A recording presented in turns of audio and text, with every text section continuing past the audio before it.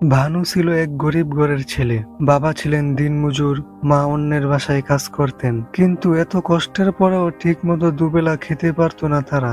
ভানুর স্কুলে যাওয়ার খুব শখ ছিল, কিন্তু বই কেনার টাকাই ছিল না। সকালে মায়ের সঙ্গে সঙ্গে বাসা বাড়িতে কাজ করত, তারপরও ফুটপাতে বসে পুরনো বই পড়ার চেষ্টা করত। অন্য ছেলেরা যখন নতুন বই খাতা নিয়ে স্কুলে যেত, ভানু তখন রোদে দাঁড়িয়ে তাকিয়ে থাকতো। একদিন স্কুলের এক শিক্ষক ওকে দেখতে পেলেন, জানতে চাইলেন তুমি স্কুলে যাও না কেন।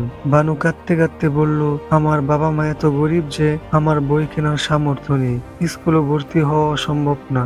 শিক্ষকের মনে দয়া হলো, তিনি ভানুকে স্কুলে ভর্তি করিয়ে দিলেন, বই খাতা কিনে দিলেন, কিন্তু তাতেও কষ্ট কমলো না।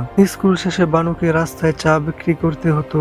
রাতে পড়ার জন্য বিদ্যুৎ ছিল না, তাই রাস্তার লাইটের নিচে বসে পড়তো। অনেকে হাসাহাসি করত, আবার কেউ কেউ মুগ্ধ হয়ে তাকিয়ে থাকতো। বছর কেটে গেল, ভানু কষ্ট করেও পড়ালেখা চালিয়ে গেল। শেষে সে ভালো ফলাফল করে বৃত্তি পেল এবং কলেজে ভর্তি হলো। অনেক বছর পর ভানু আর সেই গরিব ছেলে নেই। সে এখন বড় একজন শিক্ষক, যে গরিব শিশুদের জন্য বিনামূল্যে স্কুল চালায়, যাতে আর কোনো ভানুকে শিক্ষার জন্য কাঁদতে না হয়।